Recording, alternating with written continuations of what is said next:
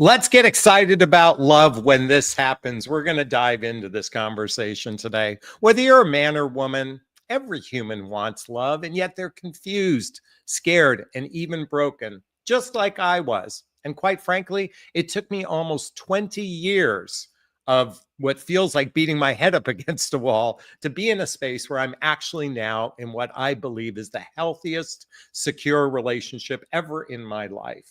Now, I'm sharing my personal experiences because if I can do it, I swear to God, you can too. Now, let me tell you, after my divorce 20 years ago, I was a train wreck. Like many people, I had uh, grew up with the American dream. I was raised with that blueprint of go to college, get a job, meet someone, get married, buy a house, start a family. And I followed that to a T. If you're a tail end baby boomer or even a Gen Xer, you probably had the same blueprint as I did. And like I said, I followed to a T. And yet, quite frankly, I was naive, I was uncertain, and in truth, I wasn't the best husband. I focused on that your job is to be the provider, protector. And I really didn't have the emotional skills or even the wherewithal because I was so hyper focused on making money that I didn't know how to be a husband. And quite frankly, I didn't even know how to be a good father. And like what many people do, they end their relationship, or at least the relationship was ended on by me. And quite frankly, she deserved it. I wasn't a good husband. And I found myself back in the dating marketplace right when the internet came out. And boy, was it a smorgasbord. I thought you could just simply plug in exactly what you want and somebody would magically appear. And sure enough, someone did magically appear. And I went on a really great first date, but something wasn't right. And a few weeks later, another first date and something wasn't right. And a few weeks later, another first date and something wasn't right. And quite frankly, in the course of 1 year, and I'm embarrassed to say this, I had over 100 first dates. Now you might be looking at me like that's insane. Well, the truth was I was a broken man. In fact, one of the reasons why I help women understand men is I understand the emotional trauma that men go through after divorce. Now, most men are good guys. They're just bad daters, but worse, many men are broken, just like I was. And during that space, I wanted someone in my life. I wanted a connection, but I was rather broken. And I know many of you ladies are watching this, or even the men watching this going, God, it just seems like it's so dysfunctional in the dating marketplace that everybody is broken on some emotional level. And to some degree, there's truth to that. It's one of the reasons why therapy is on the rise, personal development, self-help, spiritual work is on such a rise because we humans recognize that to really experience deep, secure love, it requires developing our emotional muscle. You see, sadly, many people in the dating marketplace have weak emotional maturity and worse, poor relationship skills, and particularly poor communication skills. That's right. Now, I know you're watching this going, yeah, it's everybody else, everybody else, everybody else. I swear to God, I'm looking in the camera right now. You are part of that as well. I know you might be in denial of that. The problem is we humans have a propensity of pointing the finger at others without looking at those three fingers pointing back at us, going, maybe I'm not as secure and healthy as I think I am. And I know this because, as I said, it took me 20 years to get to this space. In fact, during that 20 years, I had 2 significant relationships, really great relationships to some degree, but I was broken in those relationships, or maybe I chose the wrong person in one, but thankfully, they weren't toxic. They weren't trauma-based. I know many of you have experienced that, and I know it sucks. I know it sucks to choose a person, but I'll be candid with you. Most likely you made that choice because you followed the design that we baby boomers and Gen Xers were told to follow. And the design is simple: attraction, entertainment, romance, and physical connection is the pathway to relationship success. That's right. Attraction, entertainment, romance, and physical connection. And if that's all we have, then of course our relationship will magically work out because magic fairy dust always works out. And in a moment, I'm just going to share with you 5 key things to give you a clue about whether or not you should be excited about the love with the next person you go out on a date with. Now, I know this because one of the things I help as a coach, and that's right, I'm a coach. By the way, there's a link right here to schedule a discovery call with me in the show notes. See if working with a coach is right for you. See, my whole area of expertise is centered around discernment. You see, discernment, and this isn't about coaching right now. I just want you to focus for a second. The reality is we're meeting a vast array of strangers these days. You see, we no longer live in an environment where we're surrounded by people whom we know, or meet someone new that we know that they know someone. So we're not connected the way we used to be. This requires discernment. This requires vetting. See, when you're following the model of attraction, entertainment, romance, and physical connection, it's all about, let's just focus on the fun. Let's just have fun. And guess what? Fun is great. That's why I had 100 first internet dates. Fun is great. But if we're not really paying attention to compatibility, and more importantly, and let me just share this for the women who are watching this. As a coach, I primarily work with women, but I have men clients as well. I've noticed something within women. They come to me all the time. Jonathan, I know what I want. I know what I want. I know what I want in a relationship. And what's interesting is they go through this proprietary coaching program I create. And can you guess what they say every single time after doing some introspective work? They almost say the same thing. Why didn't they teach me this in school? Why didn't my parents teach me this? Why didn't I learn this before I met the wrong guy? See, if we're following the attraction, entertainment, romance, and physical connection, we're not clued into the most important piece about love, and that is compatibility. In fact, let me just share with you a chart, and please forgive the glare. This is called my relationship iceberg. You can see above the waterline, attraction is chemistry, but below the waterline is shared values, blendable lifestyles, and more importantly, that emotional maturity. That's where compatibility exists. And by the way, shared vision as well. Do you really want the same things? By the way, my whole coaching is centered around life partnership-based relationships. By the way, if you want a life partnership-based relationship, say it out loud. Write the word, I want a life partnership-based relationship. Why is that so different? See, today's dating, oftentimes people find themselves in casual relationships, situationships, friends with benefits, or just simply hooking up. In casual or part-time relationships have no destination. They're great for entertainment purpose. They're great for the fun, but you're not building the deep roots of trust. And for those of us in midlife, let me be just candid with you.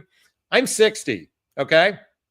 When you're over 60, the days in front of you are shorter than the days behind you. I want someone who's going to go with me to the colonoscopy appointment. I want someone who's going to help me around if my back is out. And by the way, I'm also there for my partner as well. God forbid those things happen for her. At our age, these are critically important things. So this title is about getting excited about love when this happens. And I just want to share with you 5 clues to give you some perspective to see if a person is really ready and excited for love. I found love, and like I said, you can too. So the first thing, and I'm going to be reading from my notes for a second, people get excited about love when they feel safe to be their true selves. You know what's amazing about the relationship I'm in right now? I am absolutely my unvarnished true self. Do you know it's nice to just be able to say what's on your mind, even if it's fear, even if it's insecurity, even if it's doubt, even if you're questioning things? You know what it's like when you can be in that space of being your authentic self?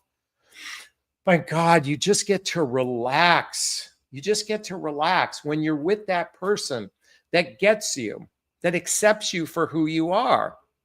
That's what we all want. That's what love is about, is acceptance.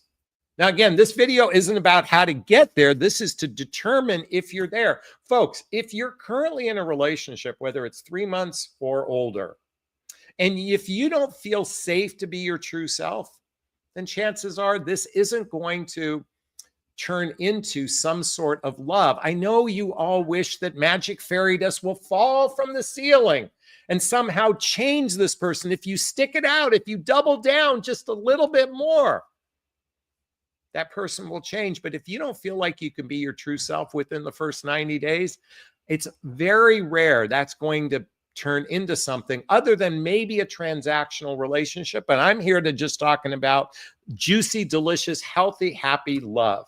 The kind of love where you just can't wait to send text messages to one another, where you're actually sending Instagram reels over and over again to each other because you're excited to be with this person. That's what this is about, is to be excited about love. And let me just say this, as I said it earlier, if I can do it and I'm here, you can get there too. I was that broken guy who was a train wreck. Now I'm going to be candid. I did a lot of personal development, self-help, spiritual work. I did the Hoffman process. If you're not familiar with that, here's the copy of the book. I highly recommend reading this. All the books I recommend are listed below. The Hoffman process. This is a deep dive into healing your childhood wounds and traumas that oftentimes block our capacity to love one another. Do you know the average person suffers from being able to not receive love from another person? Or worse, they struggle giving love. I know so many people have been a place where they poke holes in relationships, and because they're poking holes, because they're doubting, because they feel like there's a maybe, they struggle actually giving love because something is holding them back. And so we either have those that have difficulty receiving love or those have difficulty giving love.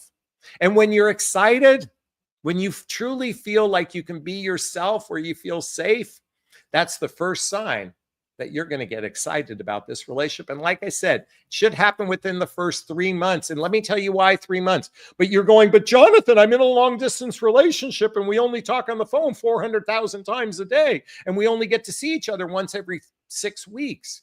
Folks, let me tell you, genuine, heartfelt love doesn't happen over the telephone. That oftentimes demonstrates artificial intimacy.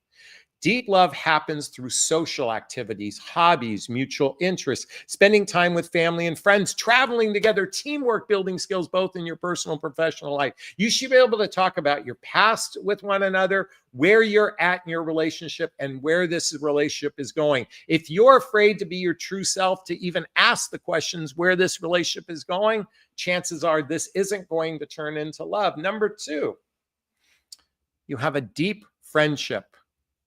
First bond makes love thrilling, a deep friendship, that bond of friendship. When a man or woman shows up as a teammate, curious, playful, supportive, it sparks excitement beyond chemistry. When you develop true friendship, you should be able to let me tell you, if in the first 90 days, you can't wake up on a Sunday morning with a cup of coffee and talk 10 hours straight on the couch, if you don't have enough to talk about in excitement and curiosity about going down rabbit holes, I guarantee you probably aren't that great of friends if you can't sit for 10 straight hours. Now, I know some people are going, oh my God, you're crazy, Jonathan. But let me tell you something. You ask any couple who's been married 30, 40, 50 years, and they are happily married, they all say the same thing. I am married to my best friend, the person I can talk about anything with. Deep friendship is what gets us excited about love when we have deep friendship. Now, many of you have surface level friendships. You have conversations like this. How's your day going? Did you have a good day? I hope you had a good day. Tell me about your day. I want to hear about your day. Folks, do you realize that most people in relationship have surface conversations? They never talk about what's going on inside of them emotionally. Now, a lot of women are afraid to talk about that. They're afraid that if they ask deeper emotional questions, it's going to scare someone. If you ask those uncomfortable questions early in the dating process. By the way, beware of anyone who says to you, I don't want to talk about my past. I don't want to hear about your past relationships. Be careful of those people. If they're avoiding their past, how can you get to know who they are? By the way, I shared with you I'm 60 years old and I'm deeply, happily in love. Do you realize? And by the way, my partner's also, we're only 6 months apart in age. By the way, do you realize she had a life well before me? I know if you start from today, somebody had a life. It's like trying to build a relationship. You grab a book. Here, it's like grabbing this book and going, let me just go to the last couple chapters to read how this book is. Our whole life is the first 30, 40, 50 years. If someone's afraid to talk about that, then you're not going to build a deep friendship with them, most likely. Now, if someone is deeply wounded and they won't talk about their past, then you have to ask yourself, is this person even capable of leaning into a healthy, secure relationship going forward from a place of friendship? Number 3, calm, steady love beats chaotic passion love every single time. Calm, steady love beats chaotic love. I know many of you are like, I want to have the butterflies, I want to have the excitement, but calm, steady love beats passion every time. Men and women lean in when relationship feels grounded, yet alive, not dramatic or anxiety driven. You know, I look back now in some of my previous relationship, I put women up on a pedestal. I was in constant anxiety. I was in constant performance. In other words, I kept having to prove myself. You know what's beautiful about the relationship I don't have to prove myself with this person. She is actually just showing up based on who I am, and she actually likes my peculiarities. It shocks me sometimes. Okay, number 4, respect and appreciation fuel a person's heart. Respect and appreciation fuel a person's heart. When a man or woman feels valued for who they are and what they bring to the table, they feel inspired to invest deeply in relationship. When respect and appreciation is present, you should be able to be in relationship with someone. And this is what gets us excited when you go, I appreciate this person. In fact, everybody write this down. If you're not every single day sharing with your partner appreciation, giving them attention, giving them affection, and certainly acceptance, but appreciation, attention, affection, that's the multivitamin that we have to, or I'm inviting everyone to ingest every single day to have the kind of relationship that it fuels excitement about love. Because when these things happen, and I'm going to share number 5 in a second, when these things happen, you find yourself giddy like I am. By the way, I am giddy like Tom Cruise was on the interview with Oprah when he was talking about Katie Holmes some decade and a half ago.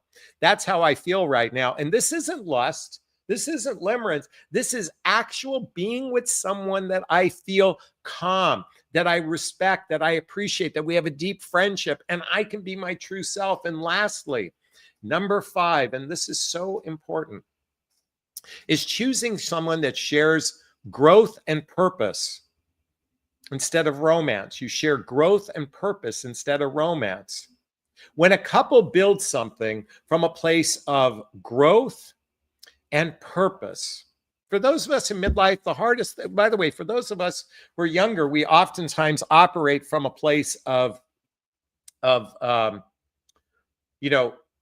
we're supposed to make babies and that sort of thing. But at midlife, it's hard to determine what's the purpose outside of making babies and raising a family. So I'm here to invite everyone going forward to have a plan to really determine what's the purpose of us being in a relationship and focus on growth. And what does growth look like? It's how we're going to build a life together, to actually have those conversations, to building a life together. Because if you're not having those conversations early on, you might have a transactional relationship, but it's probably not going to lean into something serious from a place of love. Is this sinking in? Is this resonating with you? Please let me know if it is. I'd like to hear your thoughts. Post a comment below.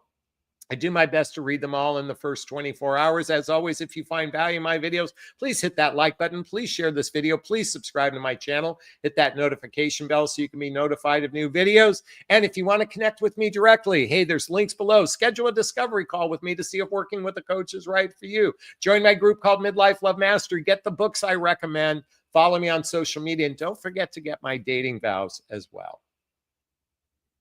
All right, those who know my live format know it's time for Q&A. If you have a question, write the word question and post the question thereafter. Or you can purchase a super sticker, super chat. There's a little $ sign in the chat box. All the monies from the super sticker, super chat goes to a scholarship fund in the name of my son, Connor Asley. That's a picture of him right there with his brother, Colin. He's my son who passed away over 7 years ago. And as honor, we donate to causes like the Hoffman Process, Insight Institute, and scholarships to coaching as well. And our goal tonight is $50, so I'd appreciate some love. By the way, my chat box is not working, so I'm going to have to look up the questions here. So the first question that came in, bear with me 1 second, is from Kimberly. And she writes, my last 5-year relationship was based on attraction, romance, and entertainment. He was a pilot. So he moved on from me to my best friend following the same modal. Why? You know, Kimberly, it's hard to say why that might happen.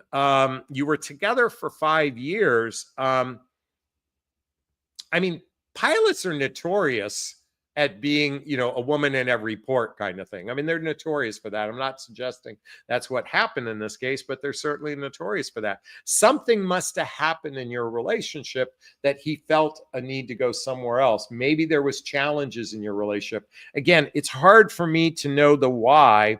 But again, your relationship was based on attraction, romance, and entertainment. So it sounds like in the 5 years, you really didn't build the deep roots of trust, nor did you actually build something together during those 5 years. But Kimberly, I'm so sorry that happened to you. I know that must suck, especially.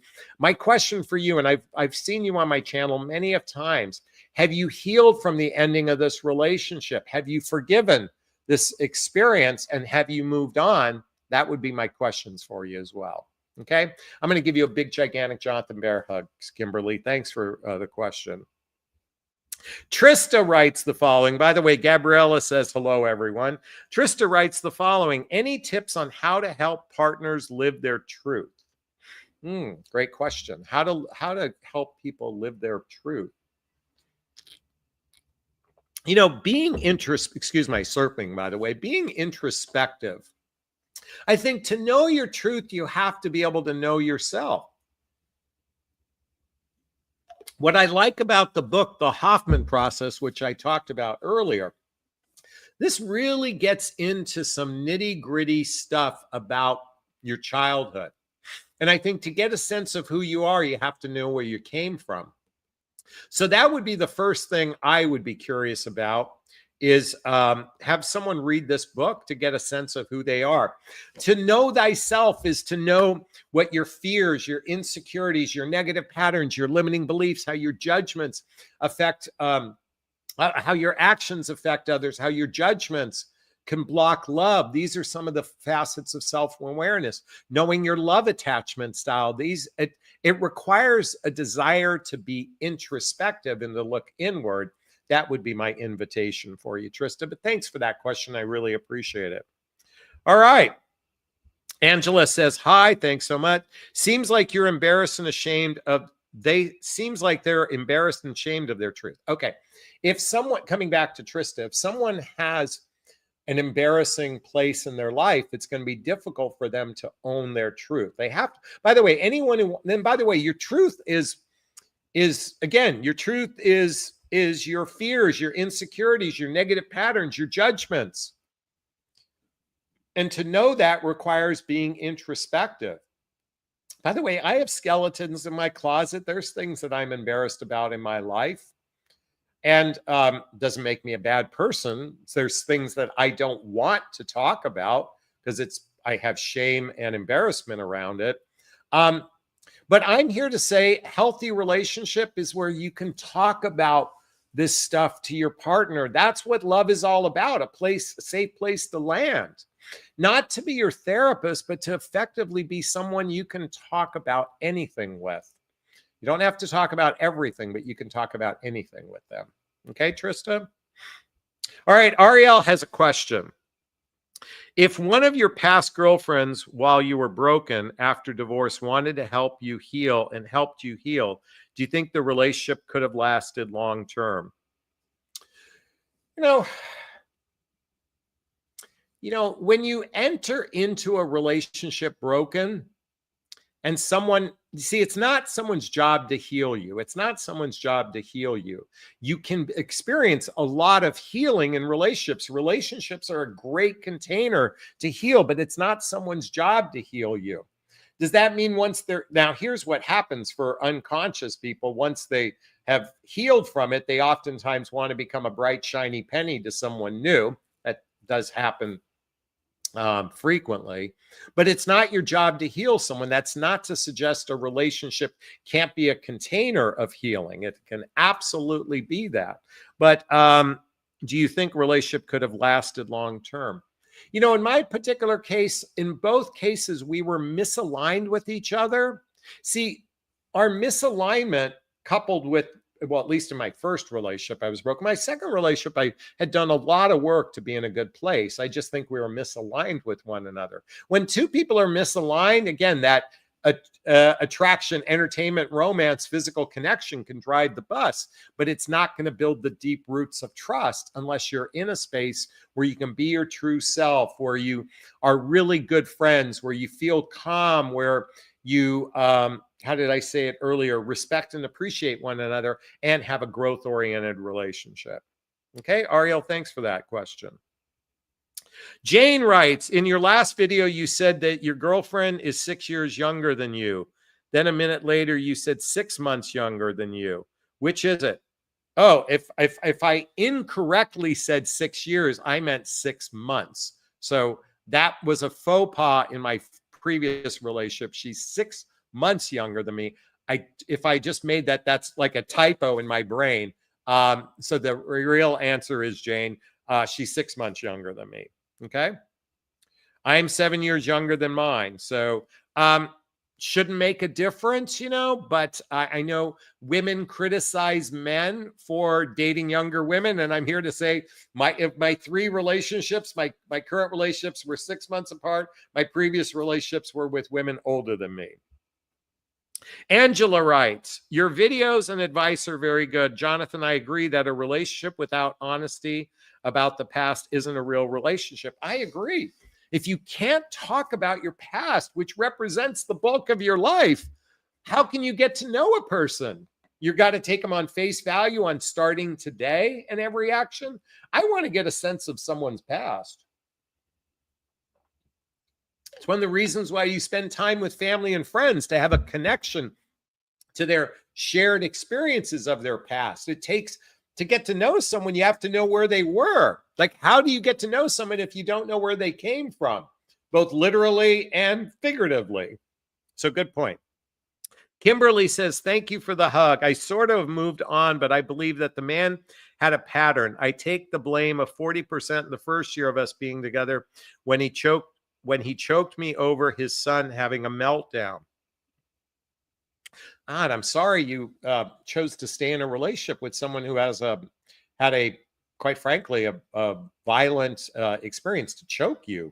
Kind of curious why. I understand he was having a meltdown, but to get to that level of anger, to get physical, I mean, to stay with him 4 more years, I'm curious what was going on for you in that particular case to want to stay on longer. Just a curious question. Okay. Sue writes, question. I met someone online. We did meet and had 3 dates. I'm not sure if it's right for me. I wanted sparks after 3 dates. Nothing yet so far. Should I be patient? Okay. Well, here's the thing. In my first date with my beloved, we didn't have chemistry for one another. We weren't each other's type. Now, there's more to the story because they didn't trigger our anxious or avoidant or insecure stuff in our lives. Not that I think my girlfriend is insecure attachment, but it didn't trigger my stuff. But what happened is we built a friendship over the telephone, and I just liked who this person was. So when we saw each other a second time, it was like, and we kissed, it was like game on. If you've gone on 3 dates and you don't feel an energetic connection, if you don't feel an intellectual, emotional, or energetic connection after about 3 dates, the most I'd give it, I'd give it as 10, but I'd say try at 5. And if you're not moving forward, Either he's a bad dater or it's a misaligned. Do you feel some level of friendship with this person? If you're feeling a level of friendship, I would keep moving forward. But if you're not feeling a level of energetic connection, intellectual, emotional connection with this person, it probably, if it doesn't happen by the 5th date or the 10th date at the very latest, then I would probably say it's never going to get there. I've seen a lot of people try to put a square peg in a round hole. If you feel like you're putting a square peg in the round hole, it's probably not going to work. All right, folks. And Sue says, yes, friendship. Well, if you have friendship, then I'd say it's worth investing with one another. Hey, folks, I hope you found value in this conversation. Get excited about love when these things happen, when you can be your true self, when you can build a deep friendship, when you feel calm, when you respect and appreciate one another, and certainly when you have a vision for the future and you have a purpose and growth as part of the makeup of your relationship. You can get excited about love when that happens. Hey, I'd like to hear your thoughts on what I just shared. Post a comment below. I do my best to read them all in the first 24 hours. As always, if you find value in my videos, please hit that like button. Please share this video. Please subscribe to my channel and hit that notification bell so you could be notified of new videos. And if you want to connect with me directly, hey, there's links below. Schedule a discovery call. Join my group. Follow me on social media. Get the books I recommend, all listed below. All right, I'm going to sign off this video as I always do. First off, give myself a big, gigantic Jonathan Barrick of self-love. I'm going to reach into the camera and give you a hug of love, if that's okay. I'm asking you to turn to someone, a pet, a teddy bear, a pillow. Give either of them a hug of love, because hugs are a great source of love. And let's face it, we could all use more love in our lives. Thanks, Kimberly. Thanks, Sue. Thanks, Angela. Thanks, Sue and Jane, everyone that commented. Big hugs to you. Have a wonderful evening. Be well. Thanks. Bye-bye now. Bye-bye.